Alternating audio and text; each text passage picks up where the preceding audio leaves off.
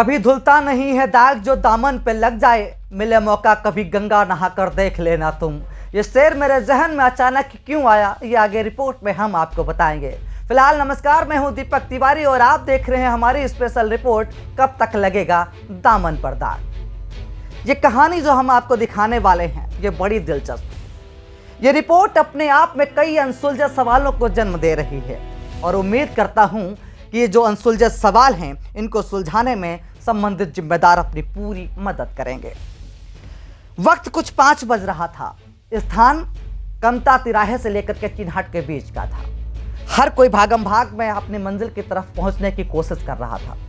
हमारा एक संवाददाता भी अपने दैनिक दिनचर्या को खत्म कर वापस कार्यालय की तरफ आ रहा था कि अचानक उसकी एक नज़र एक कहानी पर पड़ती है जो कहानी गढ़ी जा रही थी।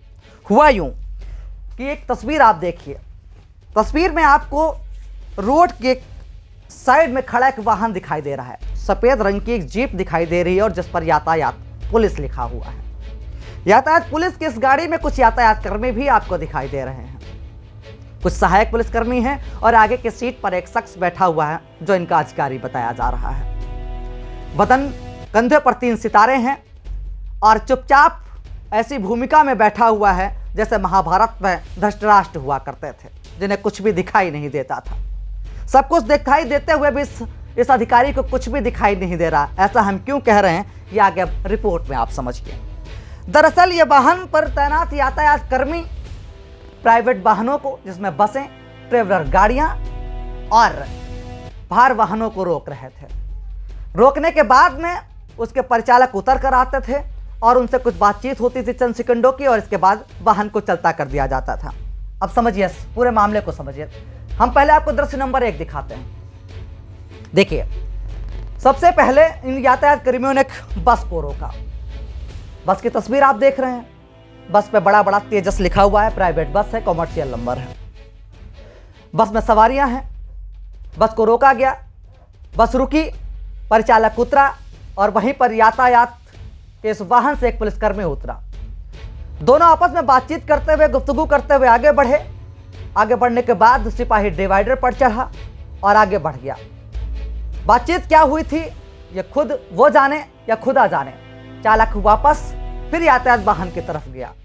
हाथ में ना कोई कागज है ना कोई दस्तावेज है। बस जाता है, चंद सेकंडों की बातचीत होती है और चंद सेकंडों की बातचीत के बाद वापस आता है। इसी बीच हमारा संवाददाता जो इस पूरे मामले को अपने कैमरे में कैद कर रहा था, वापस आते उस परिचालक से पूछता है कि भैया ये पैसा जो दिया है आपने किस चीज का दिया है। हड़बड़ाहट में वो परिचालक कहता है कि नो एंट्री की अदायगी करनी होती है। तभी उसका परिचालक का एक साथी जो हाथ में कुछ नोट पकड़े हुए हैं कि शायद साहब को अधिक समर्पण करना पड़े, इस उद्देश्य से जो नीचे उतर कर आया था, वो कहता है कि गाड़ी का नंबर नोट करा दिया क्या। जरा सा आप खुद सुन लीजिए।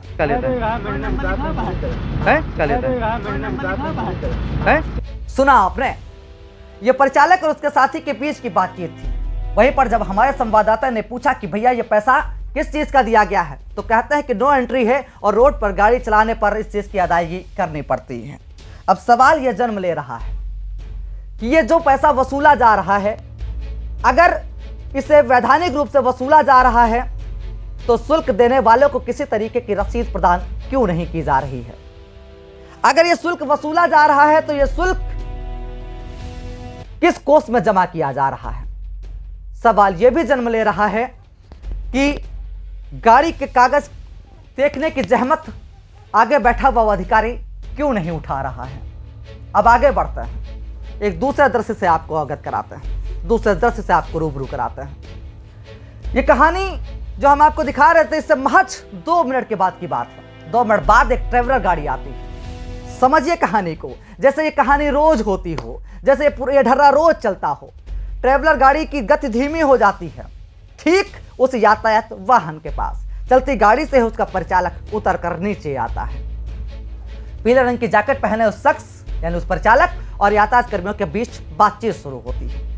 चंद सेकंडों की कुछ बातचीत होती है और इसके बाद सिपाही दूसरी दिशा में चल देते हैं और वो पीली जैकेट पहने परिचालक अपने ट्रेवलर गाड़ी की तरफ आगे बढ़ता है, जाता है गाड़ी तक और ठीक बाद फिर वापस आ जाता है।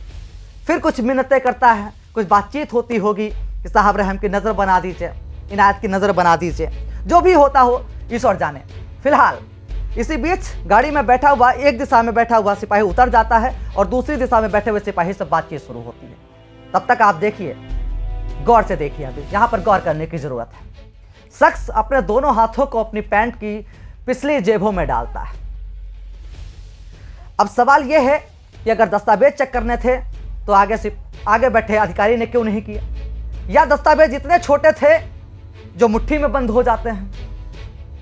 ये कहने की जरूरत नहीं है, आप स्वयं में समझदार हैं, समझ सकते हैं। बातचीत चलती रहती है, क्या बातचीत होती रहती है, किस तरीके से यहाँ पर दस्तावेजों का आकलन हो रहा है, ये आप खुद देख रहे हैं। बातचीत होती रहती है। इसी बीच अंदर बैठे एक सिपाही का हाथ का इशारा कुछ आता है और अपने एक हाथ से सिपाही अपने जेब से कुछ गाड़ी के अंदर हिस्से में कोई प्रतिक्रिया करता है। क्या करता है ये भी ईश्वर जाने। और बस इसी के बाद वो वहां से तेज तेज कदमों से चलता बनता है।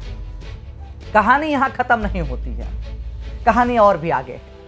इस पूरे मामले को जब हमारे सहयोगी संवाददाता ने इस पूरे मामले को अपने कैमरे में कैद कर लिया कि तब तक एक सिपाही की नजर हमारे संवाददाता के कैमरे के फ्लैश पर पड़ जाती है।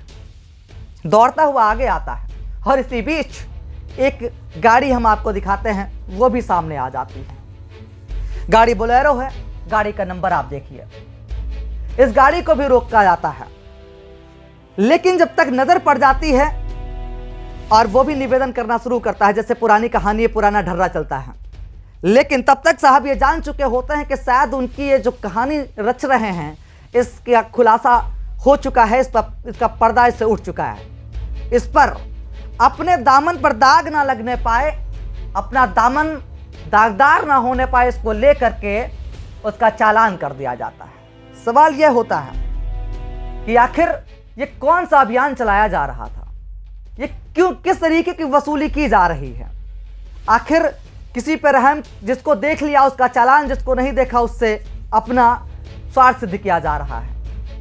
ये रिपोर्ट महज सिर्फ यातायात के उन अधिकारियों को ये दिखाने के लिए है कि आपके मातहत आपकी आंखों में धूल झोंक कर आपके साख पर किस तरीके से बट्टा लगा रहे हैं, आपकी ईमानदारी को किस तरीके से, आपकी ईमानदार भरी छवि को किस तरीके से धूमिल कर रहे हैं। आशा ही निवरण पूर्ण विश्वास है कि जो खेल खेला जा रहा है, जो कहानी रची जा रही है, जो सदैव रणनीति के साथ ये खेला खेला जाता है, ये जो पैसा लिया जाता है, ये क्यों लिया जाता है, ये पैसा शुल्क जमा कहाँ होता है, किसके आदेश पर यह अभियान चलाया जाता है, तमाम ऐसे सवाल जो हैं, उम्मीद है इनका जवाब जिम्मेदार जरूर देंगे।